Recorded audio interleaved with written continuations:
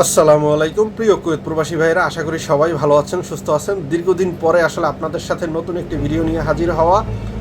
প্রথমেই আমি আন্তরিকভাবে ক্ষমা চেয়ে নিচ্ছি, কেননা আসলে দীর্ঘদিন যাবৎ আমি দেশে ছুটিতে থাকার কারণে আপনাদেরকে অনেক বিষয় আসলে আপডেট দিতে পারিনি। তো আবারও নতুন করে কুয়েতে আসলাম আপনাদের দোয়ায়। ইনশাআল্লাহ সফর শেষ করে এখন থেকে চেষ্টা করব নিয়মিত আপনাদেরকে বিভিন্ন আপডেট দিয়ে সহযোগিতা করার জন্য। আপনারা যারাই আজকে আমার এই ভিডিওটি দেখবেন তারা আসলে পুরো ভিডিওটিতে সাথে থাকবেন, কেননা একটি লম্বা সময় ধরে আসলে অনেক বড় গ্যাপ হয়ে গেছে এবং আপনারা ইতিমধ্যেই অনেক আপডেট আসলে জানতে পেরেছেন। তো আজকে আমরা চেষ্টা করব খুবই স্বল্প সময়ে সবগুলো আপডেট দেওয়ার চেষ্টা করব। এর মধ্যে খুবই গুরুত্বপূর্ণ একটি বিষয় হচ্ছে প্রবাসীদের জন্য, বিশেষ করে বাংলাদেশিদের জন্য। সেটি হচ্ছে আমাদের প্রবাসীদের জন্য ফ্যামিলি ভিজিট ভিসার যে নিয়ম ছিল সেক্ষেত্রে আসলে কুয়েত সরকার অনেক বেশি শিথিল হয়েছে এবং আগের থেকে আগে অনেক কড়া নিয়ম থাকার পরে এখন আসলে অনেক পরিবর্তন আনছে এবং এই পরিবর্তনের ফলে বর্তমানে যে কোনো আকামাদারি ব্যক্তি চাইলেই সে অনলাইনে আসলে তার ফ্যামিলির জন্য ভিজিট ভিসার আবেদন করতে পারবেন এবং আবেদন ফি সর্বনিম্ন রাখা হয়েছে 1 দিনার। এক্ষেত্রে আপনার যে ডকুমেন্টগুলো লাগবে সেই ডকুমেন্টগুলো আপনার যে রিলেটিভ বা আপনার যে ফ্যামিলি মেম্বার সেই হিসাবে আসলে বাংলাদেশ থেকে বেশ কিছু ডকুমেন্ট আনতে হয় এবং এম্বাসি থেকে আসলে ওই ডকুমেন্টগুলো সত্যায়িত বা অ্যাটেস্টেড করার পরে বা খারিজিয়া করার পরে আসলে আপনাকে আবেদন করতে হবে। সেই আবেদনের পরেই আপনি আসলে খুব সহজেই স্বল্প সময়ের মধ্যে আপনি আপনার পরিবারের জন্য ভিজিট ভিসা পেয়ে যাবেন। ভিজিট ভিসাটি 1 মাস থেকে 3 মাসের মেয়াদ হয়ে থাকে।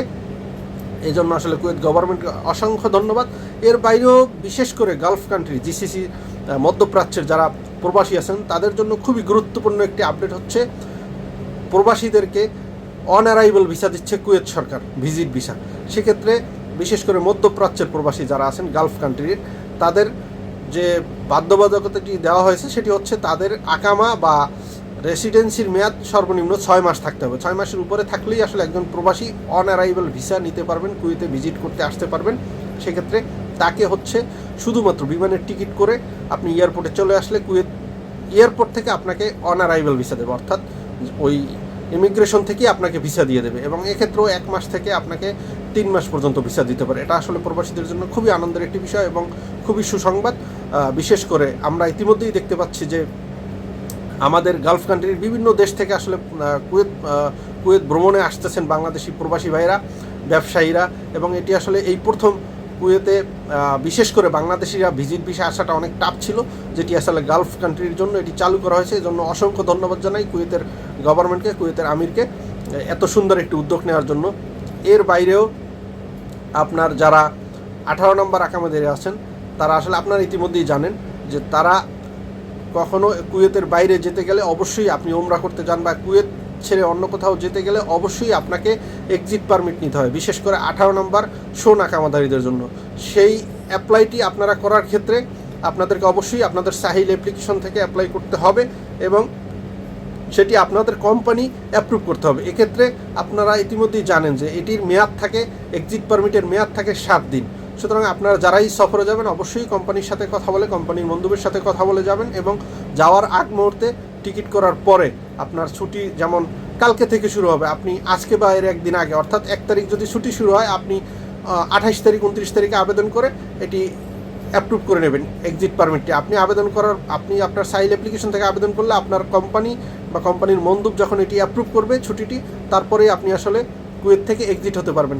এছাড়াও আমরা বাংলাদেশ দূতাবাসের মাধ্যমে খুব কিছু ভালো উদ্যোগ নিতে দেখেছি। তার মধ্যে অন্যতম একটি উদ্যোগ হচ্ছে যে বিভিন্ন কোম্পানিতে তারা গিয়ে আসলে প্রবাসীদের পাসপোর্ট প্রবাসীদেরকে দেওয়ার যে বিষয়টি, কুয়েতের যে আইন সেই আইনের বিষয়ে তারা বাস্তবায়নের ক্ষেত্রে তারা অনেক বেশি সহযোগী হচ্ছে এবং বিভিন্ন কোম্পানিতে গিয়ে আসলে তারা তাদের যে রুলস, যে কুয়েতের ল সেই অনুযায়ী আসলে সেটি কার্যকর করার ক্ষেত্রে পদক্ষেপ নিচ্ছে এবং অনেক জায়গায় অনেক কোম্পানির প্রবাসীরা আসলে তাদের পাসপোর্টটি আসলে প্রবাসীর অধিকার, সেই পাসপোর্টটি আসলে তাদের কাছে ফেরত পাচ্ছে। এটি খুবই ভালো একটি উদ্যোগ। এছাড়াও আরও যত ধরনের আপডেটস আসছে দেওয়ার চেষ্টা করব।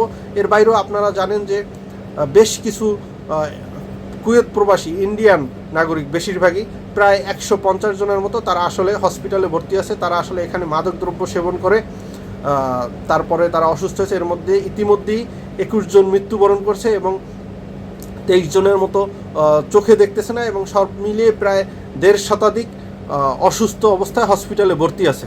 তো সুতরাং আপনাদের কাছে অনুরোধ থাকবে, বিশেষ করে বাংলাদেশি ভাইদের কাছে অনুরোধ থাকবে, প্রবাসের মাটিতে আপনি বাংলাদেশ, সেজন্য চেষ্টা করবেন আইন মেনে চলার, নিজেকে নিরাপদ রাখার, এবং আমরা চেষ্টা করব হালাল হারাম দেখে চলার এবং হালাল হারাম দেখে খাবার। ঠিক আছে, ভালো থাকবেন, সুস্থ থাকবেন, প্রবাসের মাটিতে আপনিই বাংলাদেশ, এটি মনে রাখবেন। আসসালামু আলাইকুম।